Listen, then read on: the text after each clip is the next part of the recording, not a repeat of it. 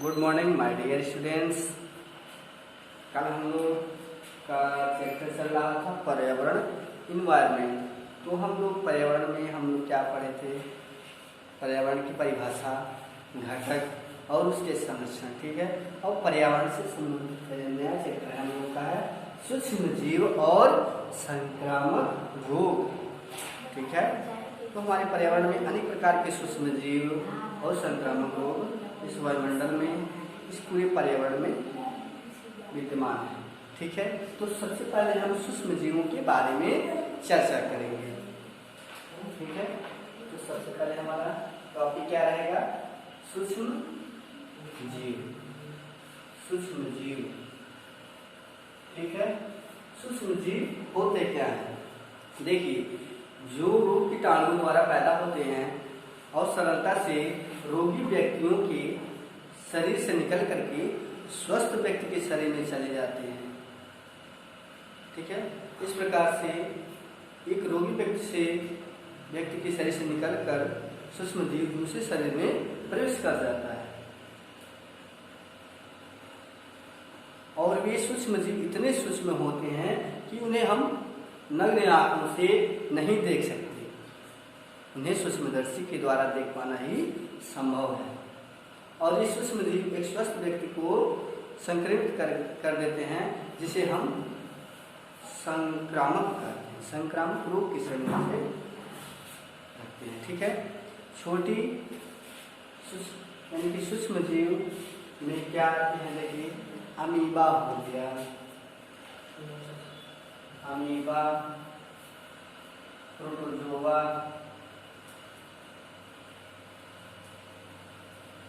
Amoeba, protozoa, फफूंद, कवक। ठीक है। ऐसे सूक्ष्म जीव होते हैं। और कुछ विषाणु भी सूक्ष्म जीव की श्रेणी में आते हैं। विषाणु और जीवाणु, यह सूक्ष्म जीव इस श्रेणी के अंतर्गत आते हैं। ठीक है। देखिए, हम लोगों ने सूक्ष्म जीवों के बारे में अध्ययन किया। अब हमारा आता है सूक्ष्म जीव। सूक्ष्म जीव में जैसे जीवाणु होता है, उन लोगों के बारे में अध्ययन करेंगे। जीवाणु होते क्या है? जीवाणु देखिए, जीवाणु जो होते हैं एक कोशिकीय होते हैं। ठीक है। जीवाणु एक कोशिकीय होते हैं और ये इतने सूक्ष्म होते हैं कि इन्हें नग्न आंखों से देख पाना संभव नहीं है। और ये क्या होते हैं? कोशिका वाले पौधे में पाए जाते हैं। जो जीवाणु होते हैं कोशिका वाले पौधे में पाए जाते हैं। ये गोलाकृति के होते हैं और लंबे होते हैं। ठीक है। इनसे उत्पन्न होने वाले रोग हैं टाइफाइड,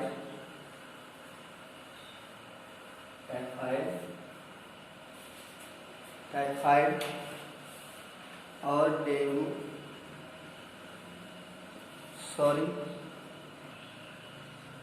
हैजा, टीबी आदि होते हैं इस जीवाणु के द्वारा। ठीक है। अब इसके बाद हमारा आता है विषाणु।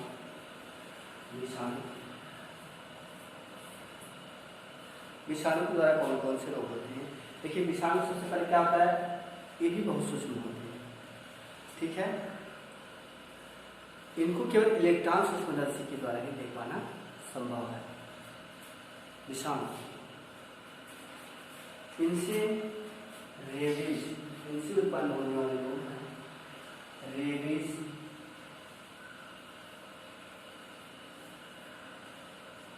और खसरा,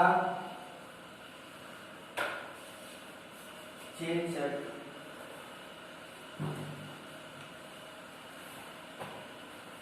कई प्रकार की बीमारियां विषाणु द्वारा फैलते हैं। ठीक है।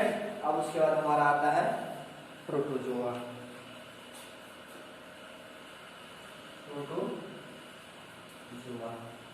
ये सब क्या है? पर्यावरण में विद्यमान सूक्ष्म जीव आते हैं। ठीक है। प्रोटोजोआ क्या है? ये हम जानते हैं कि प्रोटोजोआ भी एक कोशिका वाले जंतु होते हैं। ठीक है। इसमें अमीबा हो गया, पैरामीशियम हो गया, इन सभी जीव प्रोटोजोआ जीवाणुओं के द्वारा क्या होता है? अतिसार रोग पैदा होता है। और और मादा एन्फ्लुएंजा के द्वारा प्रोटोजोआ क्या करते हैं, मलेरिया रोग उत्पन्न करते हैं। मलेरिया रोग इसे कहा जाता है, ठीक है, मलेरिया रोग उत्पन्न करते हैं। तो हम लोग सूक्ष्म जीवों के बारे में चर्चा कर रहे थे। अब देखिए हमारा आता है संक्रामक रोग। सूक्ष्म जीवों के बारे में आप लोगों ने अच्छी तरह से जानकारी प्राप्त कर लिया। सूक्ष्म जीव होते क्या हैं, ऐसे जीव जो एक कोषीय होते हैं, वे हमारी नग्न आंखों से उन्हें नहीं देख सकते, इन्हें हम सूक्ष्म जीव कहते हैं। अब हमारा आता है संक्रामक रोग या संक्रमण, ठीक है।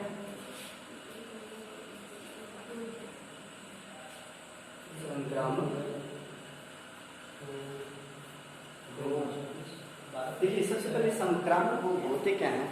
जैसे मान लीजिए कोई व्यक्ति बीमार व्यक्ति है, ठीक है, वह किसी बीमारी से ग्रसित है, बुखार हो, सर्दी जुकाम हो, आदि कई प्रकार की बीमारियां अगर उससे हुई हो, वो उसके क्या करता है, अगर बीमार व्यक्ति के द्वारा संक्रमण सूक्ष्म जीवों के द्वारा ही फैलते हैं। सूक्ष्म जीवों के द्वारा क्या होते हैं, उसके शरीर से जो व्यक्ति बीमार है उसके शरीर से सूक्ष्म जीव निकल करके स्वस्थ व्यक्ति के शरीर में प्रवेश करते हैं, जिससे वह स्वस्थ व्यक्ति भी संक्रमित हो जाता है। इससे व्यक्ति संक्रमण का शिकार होता है। देखिए कीटाणु परजीवी होते हैं, कुछ कीटाणु क्या होते हैं, परजीवी होते हैं, और यदि यह किसी जंतु के शरीर पर प्रवेश कर जाते हैं तो वे स्वस्थ सेलों यानी कि स्वस्थ सेलों भोजन को चूस कर करके वह जीवित रहते हैं और बढ़ते रहते हैं। कहा जाए तो कि जो जीवाणु होते हैं, सूक्ष्म जीवाणु होते हैं, जैसे कवक हुआ, अगर वह स्वस्थ व्यक्ति के शरीर पे चला जाए तो वह क्या करता है, उसके अंदर प्रवेश करके वह अपनी संख्या को बढ़ाता है, ठीक है, और यह उसकी संख्या को बढ़ाने के साथ साथ वह संक्रमण को भी बढ़ावा करता है। अब देखिए हमारे शरीर में जो श्वेत रुधिर कणिकाएं हैं, श्वेत रुधिर जिसे सफेद रक्त भी कहा जाता है, यह क्या करते हैं, हमारे प्रतिरोधक क्षमता को बढ़ाते हैं और सूक्ष्म जीवों से लड़ने में हमारी मदद करते हैं, ठीक है। हमारे शरीर द्वारा संक्रमण के प्रतिरोध को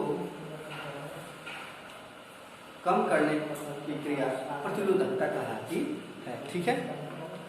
अब देखिए हमारा आता है सूक्ष्म जीवों के द्वारा यानी संक्रामक रोग किस प्रकार से फैलते हैं। संक्रामक रोग का फैलना, संक्रामक रोग का फैलना किस प्रकार से यह रोग फैलता है, क्योंकि विधियों के द्वारा संक्रामक रोग फैलते हैं, ठीक है। तो हमारा पहला है संक्रामक रोग फैलने के कारण है सीधा संपर्क। सीधा संपर्क, देखिए सूक्ष्म जीव सीधा संपर्क में पर्यावरण में या मनुष्य को किस तरह से प्रभावित करते हैं। हैजा, आप लोगों ने नाम सुना होगा, हैजा, छोटी माता, खसरा, आप लोगों ने यह नाम सुना होगा, ठीक है। काली खांसी, यह सब क्या है, सीधे संपर्क के द्वारा, काली खांसी, ये सब क्या है, सीधे संपर्क के द्वारा फैलने वाले रोग हैं। मान लीजिए अगर कोई व्यक्ति क्या है, किसी भी रोग से ग्रसित है, ठीक है, तो वह क्या करता है, काली खांसी आज सर्दी जुकाम आज से ग्रसित है तो क्या करता है, उसके सीधे संपर्क में आने वाले जो भी व्यक्ति होते हैं उनका सीधा असर उस दूसरे व्यक्ति के ऊपर पड़ता है। देखिए जब स्वस्थ व्यक्ति किसी रोगी व्यक्ति के शरीर में, यानी कि रोगी व्यक्ति का मान लीजिए कपड़ा पहन लेता है या उसके अन्य संपर्क में आता है, तो विषाणु जो होते हैं उनसे होने वाले रोग उनके स्वस्थ व्यक्ति के शरीर में प्रवेश कर जाते हैं, ठीक है। अब देखिए वायु द्वारा, जो हमारा वायु द्वारा संक्रमण को फैलता है, तो सीधे संपर्क से बचने के लिए हमें क्या करना चाहिए कि ऐसे व्यक्ति जो रोग से ग्रसित हो उनके सीधे संपर्क में आने से बचना चाहिए, ठीक है। अब हमारा है संक्रमण का वायु द्वारा फैलना। ठीक है, वायु द्वारा संक्रमण क्या होता है? देखिए, खांसी, जुकाम, आपने सुना खांसी, जुकाम, चेचक, खसरा आदि, ये सब क्या है? यह सब भी क्या है? वायु द्वारा फैलने वाले संक्रमण। वायु द्वारा किससे फैलते हैं? जब कोई बीमार व्यक्ति यानी कि खांसी से ग्रसित है या बीमारी से ग्रसित है तो क्या होता है?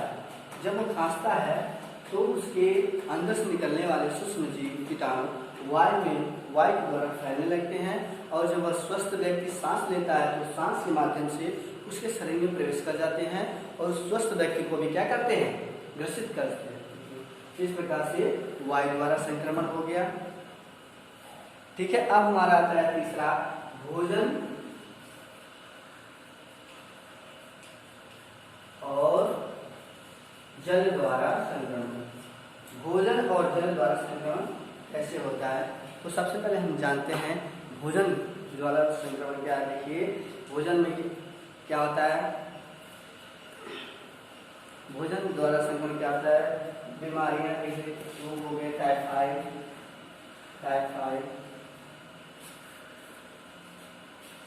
हैजा पेचिस, आप लोगों ने नाम सुना होगा। ठीक है, ये सब क्या है? भोजन द्वारा और जल द्वारा होने वाले संक्रमण रोग हैं। ठीक है, तो टाइफाइड, हैजा, पेचिस और पीलिया आदि प्रकार के बहुत सारे जो संक्रमण रोग हैं भोजन और जल के द्वारा होते हैं। ठीक है, अब हमारा आता है चौथा, कीटों द्वारा। तो कीटों द्वारा क्या है? देखिए, कीटों द्वारा संक्रमण, कीटों के द्वारा संक्रमण किस प्रकार होता है?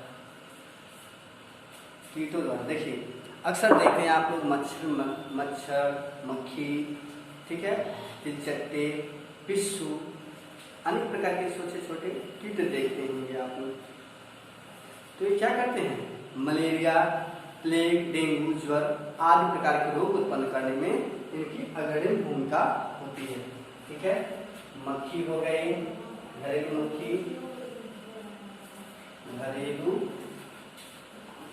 मक्खी हो गई, मच्छर हो गया, आप लोगों को पता होगा मच्छर द्वारा क्या मलेरिया होता है, डेंगू होता है। ठीक है, तिलचट्टा, यह सब क्या है? ये कीट है जिससे क्या करते हैं? संक्रमण रोग को फैलाने में अपनी भूमिका निभाते हैं। मान लीजिए अगर आप भोजन को निकाल कर एक जगह रखे हैं तो घरेलू मक्खी उसे उस भोजन को संक्रमित कर देती है। ठीक है, देखिए, ये भोजन पदार्थ से बहुत से रोग को उत्पन्न करने में सहायता करते हैं, जिसमें सहजा प्रमुख है। अब देखिए, कीटों द्वारा संक्रमण आप लोगों ने समझा। इसके बाद आता है हमारा पालतू जंतुओं के द्वारा। पालतू जंतुओं के द्वारा संक्रमण पांचवा हमारा है। तो पालतू जंतु द्वारा हम लोग अक्सर अपने घरों में भैंस, गाय, बकरी आदि बहुत सारे जंतु पालते हैं, और बहुत सारे लोग कुत्ते, बिल्लियां आदि पालते हैं। तो जैसे देखिए, पालतू जंतु द्वारा क्या होता है? रेबीज जिसे बोलते हैं, रेबीज जैसा खतरनाक रोग विषाणु द्वारा उत्पन्न होता है। रेबीज, ठीक है, रेबीज द्वारा खतरनाक बीमारी है जो विषाणु द्वारा फैलती है। और देखिए, इसके रोकथाम के लिए टेटनस का टीका अवश्य लगाना चाहिए। अब देखिए, इस और सातवां हमारा है मिट्टी द्वारा संक्रमण। मिट्टी द्वारा संक्रमण किस प्रकार से होता है? जब कोई व्यक्ति मिट्टी पर नंगे पांव चलता है तो टेपवर्म नामक सूक्ष्म जीवाणु क्या करते हैं? त्वचा में छेद करके घुस सकता है और यह रक्त द्वारा शरीर में, पूरे शरीर में फैल जाता है, ठीक है, और हमारे शरीर को संक्रमित कर देता है। तो आप लोग संक्रमण के बारे में पढ़ रहे थे। अब इसके बाद संक्रमण को रोकथाम के लिए भारत सरकार ने कुछ नए नए तरीकों का संचालन किया है, जिसमें से टीकाकरण की व्यवस्था है,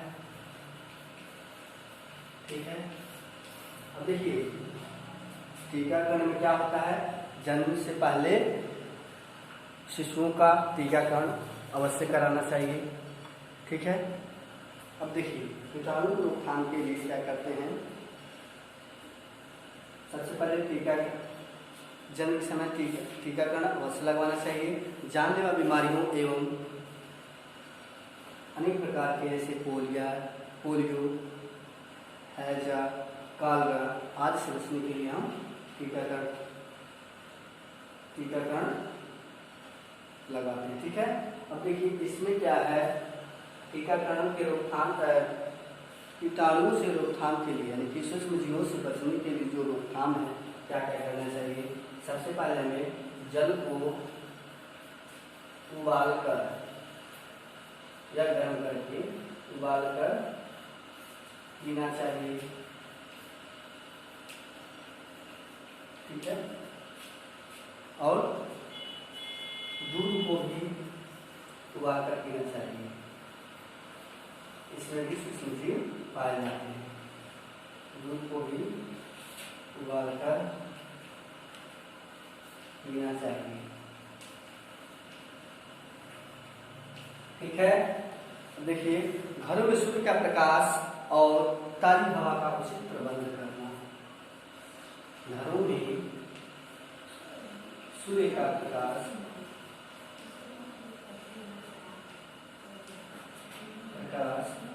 एवं ताजी हवा का प्रवेश, ताजी हवा का प्रवेश, ठीक है। देखिए अगर हमारे शरीर को या हमारे घर में सूर्य का प्रकाश और ताजी हवा का अनुभव प्राप्त होता है तो हम कई रोगों से बच सकते हैं, ठीक है। नाली शौचालय आदि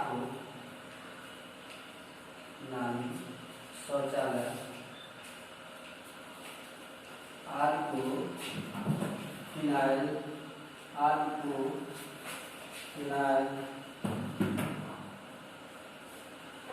ब्लीचिंग पाउडर